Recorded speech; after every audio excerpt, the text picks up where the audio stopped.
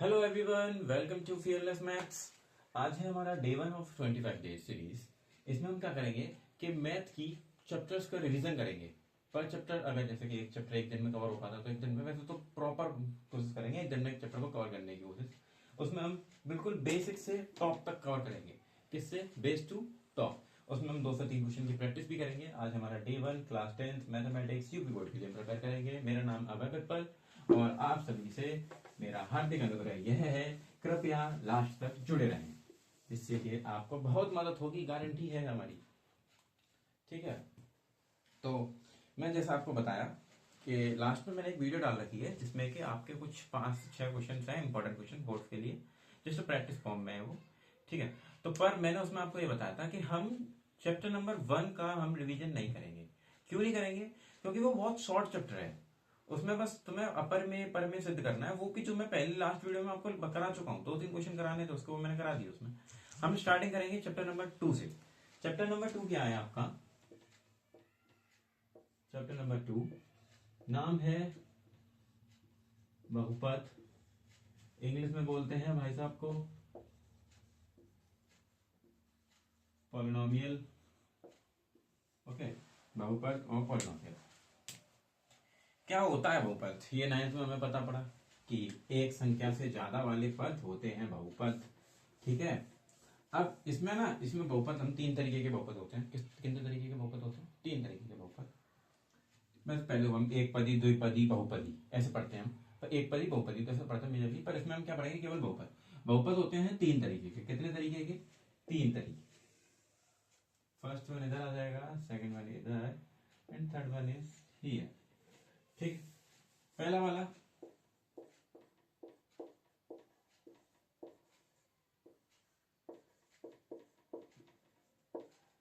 रैखिक बहुपद। ठीक, रैखिक बहुपद मतलब रेखा टाइप में आएगा कुछ। दूसरा वाला द्विघात बहुपद। तीसरा वाला त्रिघात बहुपद। और ऐसे कंटिन्यूसली आगे बढ़ते जाएंगे, पावर्स बढ़ती जाएंगी, जैसे फॉर्मूला है। ठीक है, द्विघात एक एक बहुपद, द्विघात बहुपद और त्रिघात बहुपद लिखते कैसे हैं? पहले हम एग्जांपल लेते हैं, फिर उनका पहले व्यापक रूप लिखते हैं, फिर हम इनका एग्जांपल लेंगे। ये इसका व्यापक रूप है ax plus b Y plus C is equals to 0। A change हो सकता है, बी चेंज हो सकता है, सी चेंज हो सकता है। ठीक है, और इधर आ जाते हैं। इधर क्या बन रहा है? द्विघात बहुपद A X square plus B X plus C is equals to 0। यहां पर एक कंडीशन है कि ए 0 नहीं होना चाहिए। मान लेते हैं अगर ए 0 हो जाता तो क्या हो जाएगा? ए 0 हो जाएगा तो एक्स स्क्वायर मल्टीप्लिकेशन होगा, एक्स स्क्वायर ही खत्म हो जाएगा। तो ये तो फिर से रैखिक समीकरण बन गया, रैखिक बहुपद बन गया। नहीं, तो उसमें क्या बोलेंगे कि ए विल नॉट बी 0 के लिए आ जाते हैं त्रिघात पे।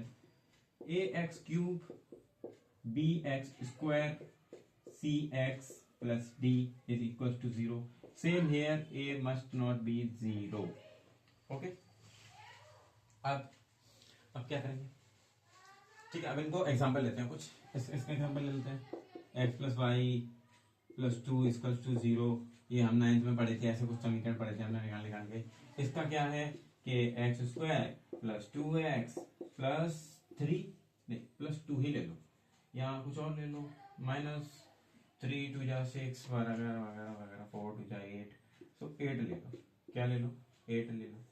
ठीक है, इसका समीकरण कुछ भी ले लो, 2x cube plus 5x square plus 6x plus 7 is equal to 0। ठीक है, ऐसे करके तीनों के समीकरण होते हैं। ये रैखिक समीकरण है, ये द्विघात समीकरण है, ये त्रिघात समीकरण है। मेजरली जो हमारा फोकस रहता है वो किस पर रहता है? इस पॉइंट पर, इस जगह पर। थोड़े बहुत पॉइंट हम इसके भी पढ़ते हैं 10th में। 9th में हम इसको कवर करके आ चुके हैं, पर इसका एक पर्टिकुलर पूरा चैप्टर है, 3rd चैप्टर, वो पूरा इसी के ऊपर है। तो हम यहाँ पे हम क्या नहीं पढ़ेंगे? हम इसको नहीं पढ़ेंगे, पर हम तीनों के लिए एक चीज पढ़ेंगे। क्या पढ़ेंगे? तीनों के लिए डिग्री पढ़ेंगे। क्या पढ़ेंगे? डिग्री। डिग्री हिंदी में क्या बोलते हैं? इसे घात बोलते हैं। क्या बोलते हैं? घात। घात होती है समीकरण की घात। इधर सबसे ज्यादा पावर क्या है, एक है, तो इसकी घात हो गई एक। इधर सबसे ज्यादा पावर क्या है, दो है, तो इसकी घात हो गई दो। इधर सबसे ज्यादा पावर क्या है, तीन है, तो इसकी घात हो गई तीन। मतलब सबसे ज्यादा वाली पावर पकड़नी है, वो वहां पे लिखते नहीं है। सो ये उसी बेसिस पर हम ये डिसाइड करते हैं, द्विघात दो घात वाला, त्रिघात तीन घात वाला। अगर यहाँ चार होती तो ये त्रिघात नहीं होता। समझ में आया? बहुत बढ़िया। थोड़ा सा अलग अलग कर लेते हैं सबको, हम एक एक करके पढ़ के देखते हैं। अलग अलग बिल्कुल थोड़ा थोड़ा पढ़ेंगे सब में, बिल्कुल बेस से जाएंगे। जो हमारा मेन और इंपॉर्टेंट पॉइंट है हम उसको ज्यादा फोकस करेंगे। सबसे पहले लिखा हुआ है इसमें रैखिक समीकरण। क्या लिखा हुआ है, रैखिक समीकरण, लीनियर इक्वेशन। समीकरण लिखो या बहुपद लिखो तो लीनियर पॉलिनोमियल हो जाएगा।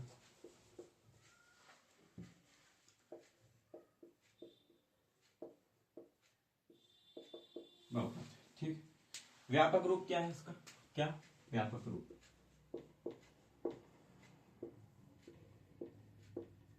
व्यापक रूप क्या है इसका, A X B Y plus C is equal to 0। शून्य क्या है इसके, शून्य मतलब क्या होता है कि जो भी एक्स वाई की जो वैल्यूज हैं, देखो व्यापक रूप रैखिक समीकरण में एक ही क्वेश्चन बनेगा। किसमें बनेगा, एक ही में, डबल नहीं जाएगा। तो एक में बनाओ, किस में बनाओगे, एक में। तो ऐसा करो, y को हटा दो, तो A X plus C equal to 0 ऐसे भी लिख सकते हैं, ठीक है। तो उसका शून्य क्या होगा कि x की वो वैल्यू जो समीकरण में रहने पर समीकरण का मान क्या आ जाएगा, 0। तो वो क्या आ जाएगी, इसको 0 मान लो, पूरे समीकरण को 0 मान लो। तो जो x बराबर वो क्या आएगा, c इधर चला जाएगा, माइनस का c अपॉन a का मान चला जाएगा। ये है इसका व्यापक शून्य, क्या इसका, माइनस के c अपॉन a। क्लियर है? बहुत सिंपल है, इसमें ज्यादा फोकस मत दो, अभी मेरी बात मानो तो इसमें मत फोकस दो। हम जाते हैं पॉइंट नंबर 2 पे। किस पे जाते हैं, पॉइंट नंबर 2 पे। आपको जो भी नोट करना होगा वीडियो पॉज करके नोट कर सकते हैं, टाइम नहीं दे पाऊंगा मैं। द्विघात बहुपद, इसमें बहुत कुछ है पढ़ने को, जितना मन करो उतना पढ़ो इसके बारे में तो, ठीक है। पहले इसका व्यापक रूप,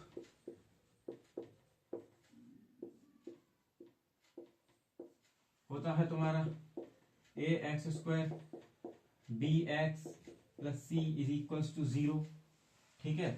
और ए मस्ट नॉट बी 0, और इसके क्या होते हैं, गुणांक भी होते हैं कुछ, ठीक है। गुणांक ए बी एंड सी विच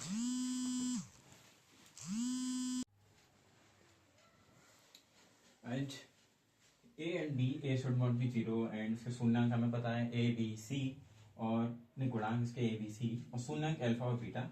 और शून्यंकों के फॉर्म में बहुपद क्या होता है, मतलब द्विघात समीकरण में क्या होता है, x square minus alpha plus beta x equal to alpha plus beta, ठीक है। अब अल्फा प्लस बीटा और अल्फा बीटा कैसे निकालें, ठीक है। तो यहाँ पर कुछ संबंध है, क्या है संबंध, वो मैं आपको इधर लिख देता हूँ इस सेक्शन में, ठीक है, इधर वाले सेक्शन। हम यहाँ पे लिखते हैं क्या, इसको ऐसा करना, इधर से पढ़ना, ये पहले ये है, उसके बाद यहाँ पे आ जाएंगे हम कि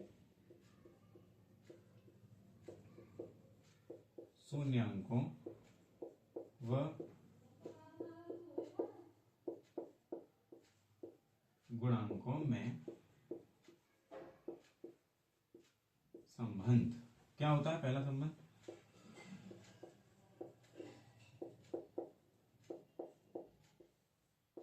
शून्यंकों का योगफल जो होता है वो माइनस के b अपॉन a होता है। शून्यंकों का योगफल मतलब alpha plus beta is equal to minus के b अपॉन a। याद करना है, भूलना नहीं है, ठीक है। दूसरा पॉइंट,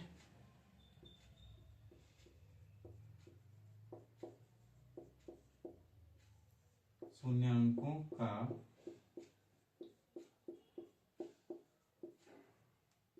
गुणनफल, ठीक है, शून्यंकों का गुणनफल c अपॉन a, मतलब alpha into beta is equal to c upon a। ये दोनों रिलेशन ना घुसेड़ लेंगे बुद्धि में, बाहर नहीं चले आने चाहिए गलती से भी। ये दिमाग से बाहर चले गए तुम बर्बाद हो, ये चैप्टर में कर ही नहीं पाओ, समझना, ठीक। तो अब ये तुम्हारा द्विघात समीकरण इतना ही है इसका पोर्शन। ये बहुत मेन पॉइंट है, ये भी बहुत मेन पॉइंट है। ये समीकरण याद रखना है, ये भी याद रखना है, ए बी सी पता होना चाहिए, अल्फा बीटा पता होना चाहिए।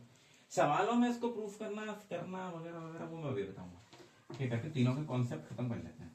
ठीक है, अब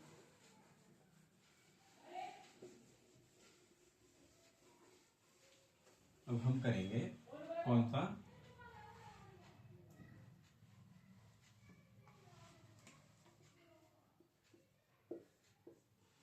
त्रिघात बहुपद। कौन सा बहुपद? त्रिघात बहुपद।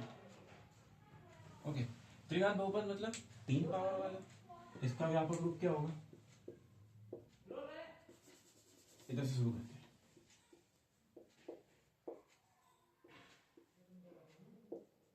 व्यापक रूप ax cube bx square cx plus d is equal to 0। गुणांक क्या होंगे? a b c and d। ठीक है, और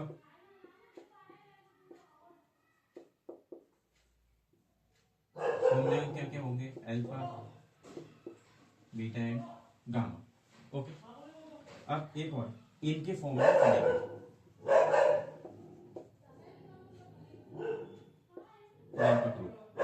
क्या होगा?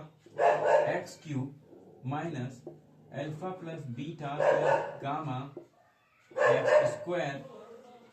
ओके, उसके बाद प्लस, इधर एक स्टॉप लगाते हैं, आगे करेंगे।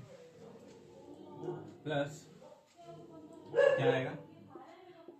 Alpha beta beta gamma gamma alpha x minus alpha beta gamma इसका तो 0। ये याद रखना है। 1 2 3 4 क्वेश्चन है। पहला sign plus minus. Okay, it should be clear. अब इसमें भी सेम चीज बैठेगी। इनके बीच का क्या रिलेशन? क्या चीज? रिलेशन। तो यहां लिख लेते हैं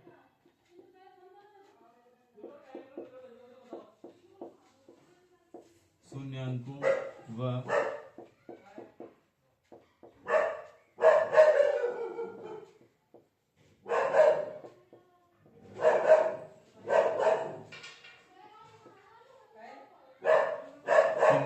गुणांकों के बीच संबंध।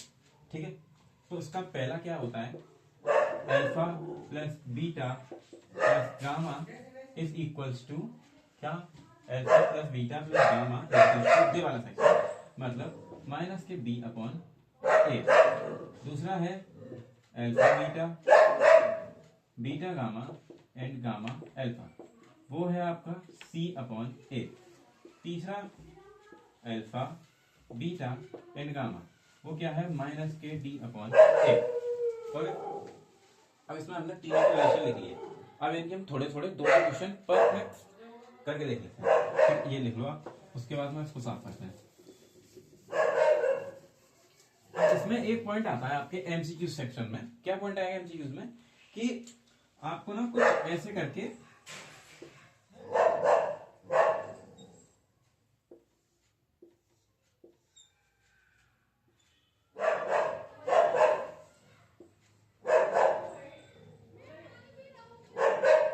कुछ ग्राफ दे देगा, और उन ग्राफ में ऊपर लिख देगा y बराबर पी एक्स कुछ भी एक्सेट्रा। ठीक है, अब इसमें क्या होगा? वो तुमसे बोलेगा इनके क्या निकालो, हल निकालो। क्या निकालो? हल। अब हल में ना इनमें इनका हल करना बहुत आसान है। शून्यांक निकालना तो शून्यांक निकलवाता है वो। ठीक है, तो इन सब में लिख लो शून्यांकों की संख्या।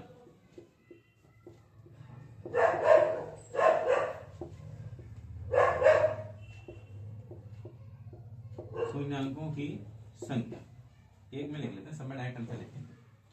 जितनी जगह एक्स लिख लेना है यहाँ पे अंदर, तो जितनी जगह एक्स एक्सिस को ये टच कर रहा है उतने इसके शून्यांक हैं। 1 2 3, कितने शून्य हो गए? 3 शून्य। कितनी जगह टच कर रहा है? एक भी जगह टच नहीं कर रहा है। कितनी जगह नहीं टच कर रहा है? एक भी जगह टच नहीं कर रहा है। तो शून्य कितने हो गए इसके? 0। अब इधर 1 2 3, तो इसके कितने हो गए? 3। समझ में आया? अगर ऐसे ग्राफ देते ना, सबसे इजी नंबर होता है इसमें लेना। जितनी जगह एक्स एक्सिस पे टच कर रहा है उतनी समझ। अब मानो ये बोल देता है यहाँ पे y लगा देता है। क्या लगा देता है? y। मतलब समीकरण ऐसे देता है x बराबर पी वाई। तो वहां पे कौन से पॉइंट्स देखेंगे जितनी जगह वाई एक्सिस पर टच कर रहा है। तो इसका आंसर 0 आएगा, इसका आंसर 1 आएगा, इसका आंसर भी 1 आएगा। क्लियर? इसको 0 क्यों आएगा? वाई एक्सिस तो आगे होता है ना, तो इसका भी 1 ही आएगा। समझ में आया? अब हमने जो कुछ समीकरण पढ़े थे उनको करके देख लेते हैं। ये समझ में आ गया ना कैसे किया हमने? जितनी जगह एक्स एक्सिस पर टच करेगा उतने शून्य होंगे, और जितनी जगह वाई एक्सिस पर टच करेगा उतने शून्य होंगे। समझ में आया? बहुत बढ़िया।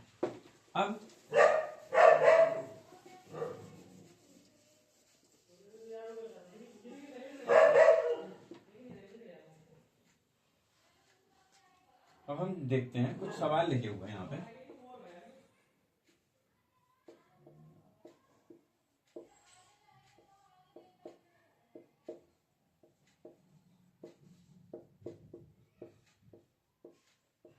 शून्य ज्ञात कीजिए व गुणांकों में संबंध स्थापित कीजिए।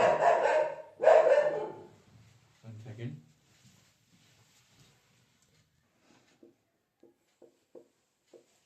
शून्य ज्ञात कीजिए व शून्यांकों तथा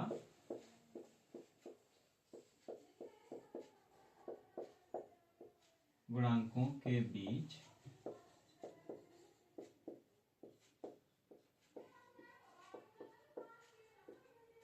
संबंध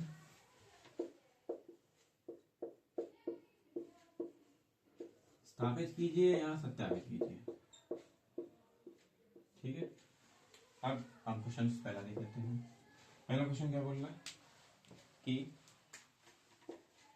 x² माइनस के 2x एंड माइनस के 8, इनके फैक्टर करना सीखते हैं। ठीक है, इनके फैक्टर करना मतलब बहुत इजी होता है। देखो, इधर माइनस का साइन रिस्क है। क्या है? रिस्क। माइनस का साइन क्या बोलेगा कि एक नंबर आएगा माइनस में और एक नंबर आएगा प्लस में।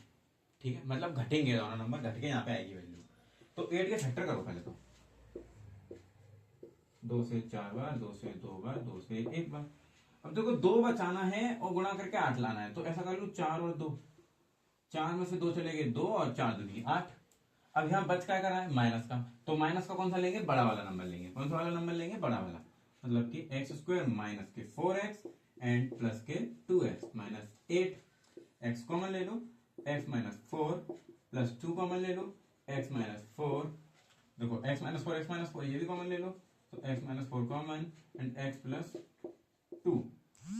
अब इन दोनों को बराबर 0 पुट करेंगे तो इनके जो शून्यक मिलेंगे इसको बराबर 0 पुट करेंगे, तो उसके जो शून्यक मिलेंगे वो x माइनस 4 इक्वल्स टू 0 मिलेगा और x minus x plus 2 equals to 0 मिलेगा। सो x equals to 4 and x equals to minus के 2। ओके, अब इसी समीकरण को वापस पढ़ लो। x² माइनस के 2x minus 8 equals to 0। ax² plus bx plus c equals to 0 व्यापक रूप है। क्या करने पर? तुलना करने पर। क्या करने पर? तुलना करने पर। तुलना करने पर। तुलना करने पर। तुलना करने पर क्या पता पड़ेगा? a बराबर 1, b बराबर माइनस के 2 एंड c बराबर माइनस के 8। ठीक है, यहां से क्या पता पड़ रहा है? Alpha equals to 4 and beta equals to minus के 2। ये कुछ डेटा है सवाल का, उसको हम हाईलाइट कर लेते हैं, वो हमें आगे काम आएगा।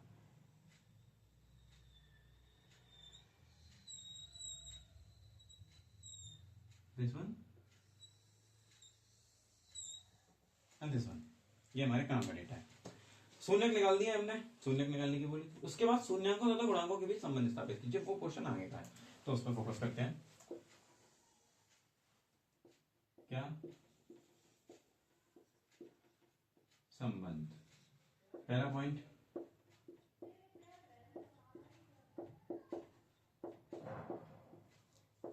शून्यांकों का क्या होता है? माइनस के b अपॉन a होता है। ठीक है, और शून्यांक क्या है इसमें? अल्फा प्लस बीटा माइनस के b अपॉन a। अल्फा क्या है? अल्फा है 4, बीटा क्या है? माइनस का 2। माइनस का b मतलब b माइनस का कितना है? माइनस 2 है। माइनस का कर दूंगा तो क्या हो जाएगा? प्लस का 2। ए कितना है 1 है, ए कितना है 1, 1 कर देंगे। 4 - 2 2 = 2, ये हो गया हमारा एक प्रूफ। और एक से काम नहीं चलेगा ना, तो बताने पड़ेंगे। तो दूसरा क्या बोलेगा,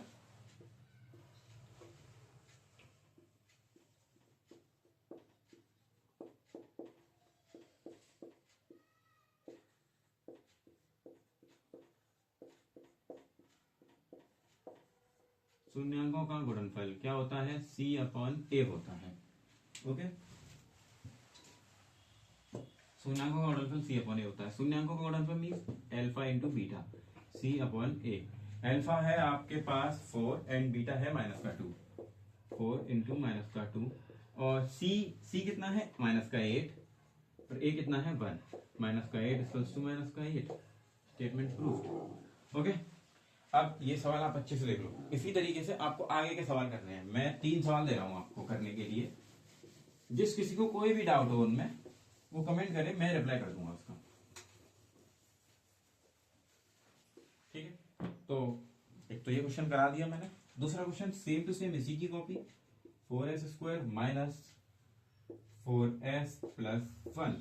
ओके, दूसरा लिखिए, दूसरा लिखिए, दूसरा पहला लिखिए होमवर्क में। दूसरा ये लिखिए मेरे पास से 4। देखो इस वाले में ना कुछ भी नहीं करना है तुम्हें। इस वाले में तुम बस इसमें से 4s कॉमन ले लो ना, s - 8 रह जाएगा, s - 2 रह जाएगा। इसको 0 बराबर रखोगे, s = 0, s = 2, ये ऐसा करके सॉल्व हो जाएगा। समझा? हिंट है, क्या है हिंट, इस क्वेश्चन के लिए हिंट।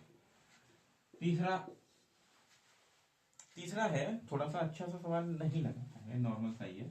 3x² - x and -4। ठीक है, ये तीनों सवाल के आंसर कमेंट में होने चाहिए, इनके शून्यक। ठीक है, कहां पे होना चाहिए, कमेंट में। इसका आंसर, उसका आंसर और उसका भी आंसर, इनके शून्यकों के आंसर कमेंट में होने चाहिए। ठीक है, और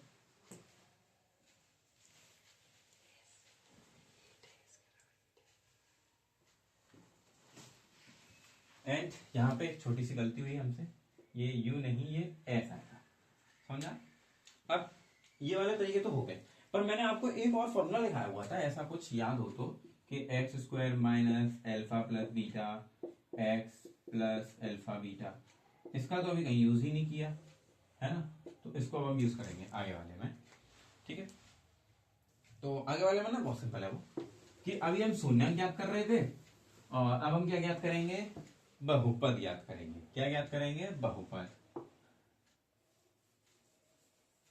पर बहुपद में ना वो कुछ लैंग्वेज उसने लिख के बोली है, क्या उसने बोला है, मैं क्वेश्चन लिखूं या ना लिखूं, लिख देते हैं थोड़ा बहुत।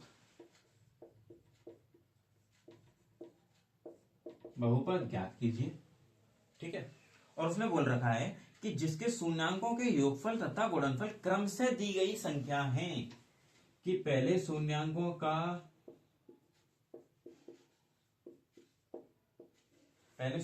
क्या है, योगफल, तथा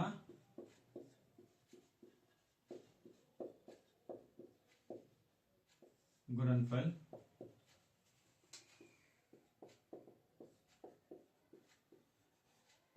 क्रम से दिए हैं। ठीक है, बढ़िया, बहुत बढ़िया सवाल है, दे दिए, बढ़िया, अच्छी बात है। ये क्या बोल रहा है, क्या दिए, 1/4, -1। ठीक है, मतलब उसने क्या क्या दे रखा है, शून्यंकों का योगफल, मतलब अल्फा + बीटा = 1/4। और क्या दे रखा है, शून्यंकों का गुणनफल मीन्स अल्फा इंटू बीटा = -1। व्यापक रूप याद करो उसका, क्या याद करो, इसका व्यापक रूप क्या बोलता है, x² - कोष्टक में अल्फा + बीटा x + कोष्टक में अल्फा इंटू बीटा, यही तो बोलता है। वैल्यू पुट करो, x² कुछ नहीं करेंगे इसमें, ऐसा कैसे ही, अल्फा + बीटा 1/4 है, तो 1/4x प्लस अंदर कितना दे रखा है, -1 दे रखा है, तो ये x² - 1/4x - 1, this is your solution. समझ में आया? बहुत इजी है, इससे इजी कुछ होता नहीं है मैथ में। समझ में आया? अब एक तो मैंने बता दिया, होमवर्क बिना कैसे बात बनेगी। ठीक है, एक और बता देता हूं, चलो इसमें एक और बता देते हैं। ये चलो ये हो गया, मैं उधर बता देता हूँ दूसरा वाला। दूसरे के क्या दे रखे हैं 0,√5, क्या दे रखे हैं 0,√5, मतलब alpha plus beta is equals to 0 and alpha into beta equals to √5। समीकरण याद है ना, एक्स स्क्वायर माइनस कोष्टक में अल्फा प्लस बीटा का एक्स प्लस कोष्टक में alpha into beta equals to 0। ठीक है, अब देखो एक्स स्क्वायर तो ऐसी की ऐसी, ये क्या है 0 इंटू एक्स, तो ये तो खत्म होने वाला है आगे, √5 इक्वल्स टू 0। अब ये तो खत्म हो जाएगा, तो x square plus √5 is equals to 0। ये आ गया आपका आंसर। समझ में आया? बहुत बढ़िया। अब बिना होमवर्क की कैसे बात बनेगी? होमवर्क तो मिलेगा ना, उसको उतारो जब तक, होमवर्क देता हूँ। 2 क्वेश्चन मिलेंगे इसमें होमवर्क में बस। पहला होमवर्क में है √2,1/3 और दूसरा है 1,1, सबसे इजी। समझ में आया? उसको उतारो जब तक हम तीसरे पॉइंट पे जाते हैं।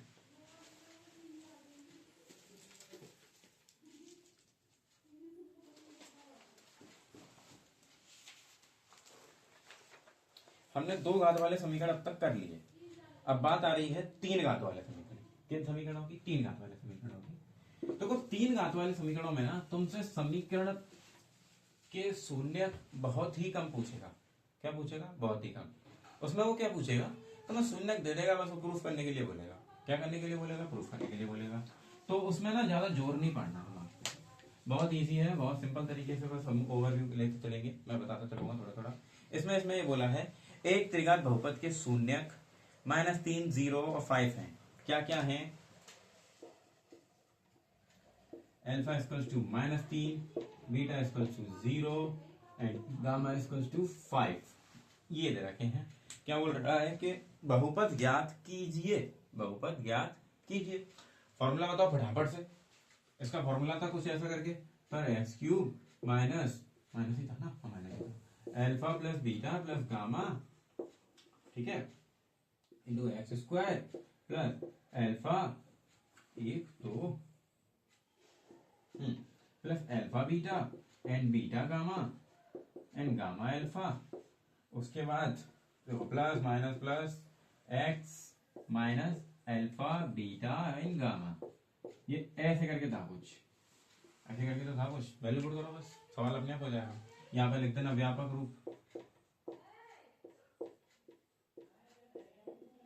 ठीक है। एक्स का क्यूब मतलब कुछ चेंज नहीं करना है, minus alpha plus beta into gamma, -3 0 -5, -3 plus 0 plus 5 x square alpha into beta, -3 गुणा 0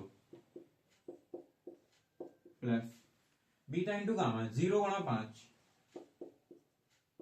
प्लस गामा इंटू अल्फा 5 गुणा -3 एक्स माइनस इन सबका आपस में गुणा, -3 0 5।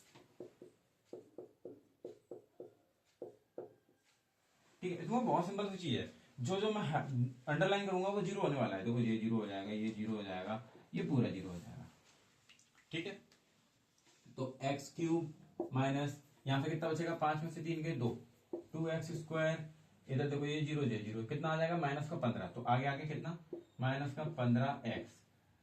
वहां तो वो तो 0 होने वाला ही है, तो उसको तो लिखो मत लिखो। ये है तुम्हारा समीकरण। समझ में आया? हमने a0 नहीं हुई, 3 घात वाला बहुपद ये अब भी है। समझ में आया ये पॉइंट? बहुत बढ़िया। अब इसमें क्या करेंगे कि इसमें कुछ चीजें और एक क्वेश्चन और कराता हूँ इसका फिर मैं, तो उसके बाद आप प्रैक्टिस करना। जो डाउट्स हो वो मेरे से पूछ सकते हो। इसमें क्या बोल रखा है अगले पॉइंट में कि एक त्रिघात बहुपद ज्ञात कीजिए जिसके शून्यकों का योगफल 3, शून्यकों का योगफल 3, मतलब alpha plus beta plus gamma is equals to 3 दे रखा है, और 2 शून्यक लेकर उनके गुणनफलों का योग, 2 शून्यक लेके, 2 मतलब alpha beta and beta gamma and gamma alpha का योग -1 है, और तीनों शून्यकों का गुणनफल -3 है। ये दे रखा है ये क्वेश्चन, ये है पॉइंट। अब सवाल ने तो हमारा आधे से ज्यादा काम ही आसान कर दिया। अब ये पूछ रहा तेगा बहुपद ज्ञात करो, आराम से निकाल लेंगे। क्या लिखेंगे सबसे पहले, व्यापक रूप। व्यापक रूप याद कर लो बस, अच्छे से सब कर लेंगे हम अपने आप।